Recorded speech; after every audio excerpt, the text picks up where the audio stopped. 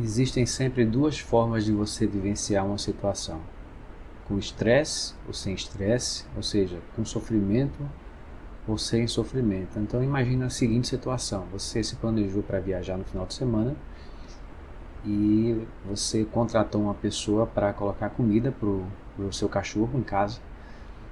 E aí você organizou tudo, né? Você foi na quinta-feira, planejando voltar no domingo. Quando chega o domingo, você recebe um recado informando que a pessoa que você contratou não foi colocar comida para o seu cãozinho. E você deixou bastante água, mas comida você sabe que tem que repor e que não tem. E aí você volta para casa mais cedo, né? Volta para casa no domingo pela manhã para resolver esse problema. Então, uma forma é você voltar para casa remoendo esses pensamentos, triste por pensar no sofrimento do cachorro, com raiva da pessoa que foi contratada e não cumpriu o que ela havia combinado, né? E aí você vai mentalmente xingando essa pessoa. E aí você vai com pressa no trânsito, querendo chegar logo, e aí o risco de acidente aumenta. Enfim, quando você chega em casa, o cachorro está bem, só está com fome, e aí você coloca a comida, ele se alimenta. A partir daí o sofrimento dele já acabou, porque ele já saciou, mas o seu sofrimento não acabou. Você fica remoendo aquela história na sua cabeça e lembrando do sofrimento que você acha que o seu cachorro passou por ter ficado com fome, e remoendo na sua cabeça o que a pessoa deixou de fazer, que foi combinado. E aí depois você vai falar isso para outras pessoas, vai contar essa mesma história e vai perpetuar o sofrimento. E às vezes numa roda de conversa, daqui a 2, 3 anos, quando tiver uma roda de sofrimento, né, quando as pessoas ficam disputando sofrimento, contando quem passou pela pior história ou quem teve o pior caso de alguém que se comprometeu com alguma coisa e não cumpriu, né, tem uma competição implícita ali para ver quem tem a pior história. Aí você vai contar a sua história e vai reviver aqueles mesmos sentimentos e emoções daquela situação. E tem uma outra maneira de você vivenciar essa mesma situação.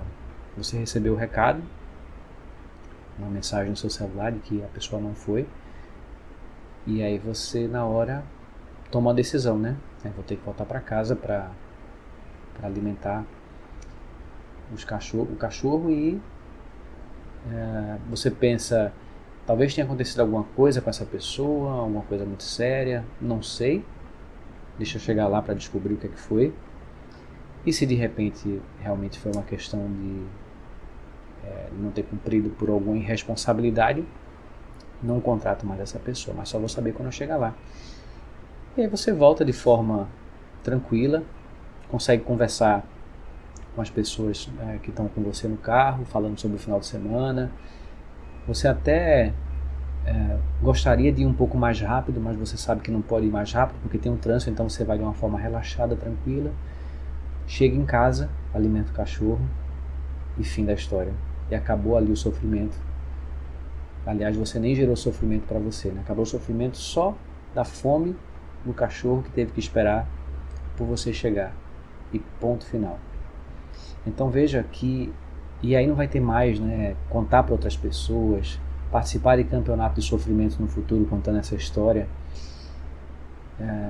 Então veja que qualquer situação, o que faz a gente sofrer ou ficar em paz são as interpretações e histórias que a gente cria em cima daquilo.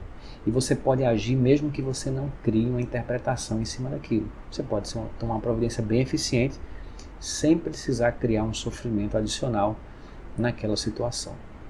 Quanto mais fortalecido está o ego, mais você tende a criar essas histórias. Quanto mais sombra você tem guardado em você, quanto mais raiva, situações do passado que você acumulou, frustrações, traições, medos, perdas, rejeição, mais você tende a ter um ego fortalecido e criar histórias de sofrimento em cima de situações que acontecem.